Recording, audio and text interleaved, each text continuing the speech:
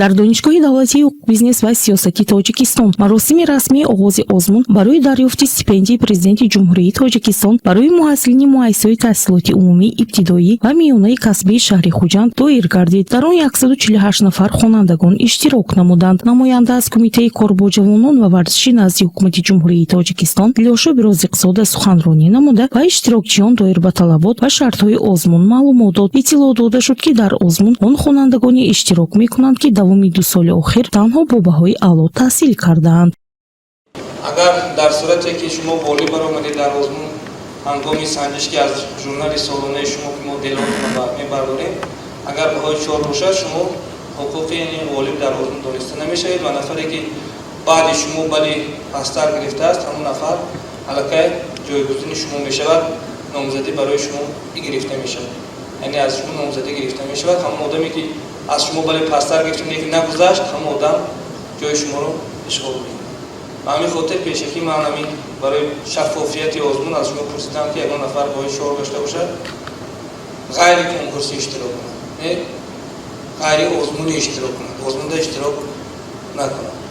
мақсади асосии ташкил ва баргузории озмун барои дарёфти стипендияи президенти ҷумҳурии Тоҷикистон ин пеш аз ҳама пайдо кардани ҷавонони боистеъдод ва бо ин васила рӯҳбаланд намудани хонандагони фаъол маҳсуб мешавад. таъкид гардид, ки имсол ба шаҳри Хуҷанд ҳамагӣ 72 адад квота барои ғолибони озмуни стипендияи президенти ҷумҳурии Тоҷикистон пешбинӣ шудааст. яъне аз шумораи умумии 148 нафар иштирокчиён танҳо 72 нафар ғолиб дониста шуда ва унвони гирандаи стипендияи президенти ҷумҳурии Тоҷикистон сазовор хоҳанд шуд.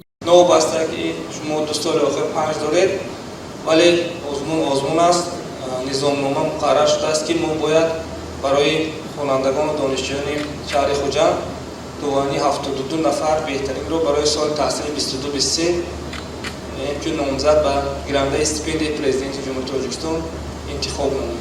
натиҷаи шумо дар ҷояш маълум аст, яъне бали шуморо худ аллакай ба тариқи электронӣ бали шумо бароварда мешавад.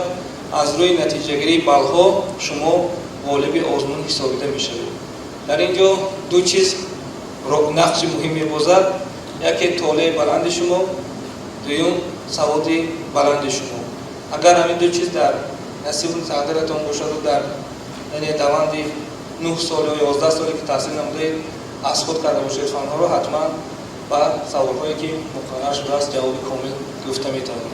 гуфта шуд, ки озмуни мазкур шаффоф ҷараён мегирад, зеро дониши довталабон тариқи компютер санҷида мешавад. ҳар як иштирокчӣ баъди супоридани тестҳо холҳои худро дида метавонад. яъне дар рафти озмун бояд тамоми талабот ва низомномаи он қатъӣ риоя карда шавад. иштирокчиёне ки ҳатто як баҳои 4 доранду дар озмун аз ҳама холи баландро соҳиб мешаванд, ғолиб эътироф нахоҳанд шуд. соли ҷорӣ ман дар олимпиадаи ҷумҳуривӣ аз фани география ҷойи сеюмро ишғол намудам ва барои ҳамин ҳам ба ин озмун муассисаҳо манро пешниҳод намуданд. озмуни стипендияи президенти ҷумҳурии Тоҷикистон барои муҳассилини муассисаҳои таҳсилоти умумӣ, ибтидоӣ ва миёнаи касбии шаҳру навоҳии вилоят ҳамасола гузаронида мешавад. ба ин озмун бештар хонандагону наврасони фаъол ва интизомашон намунавӣ ҷалб карда мешаванд. Муниса Атаева, Абдуҳамид Ваҳобов, Азия.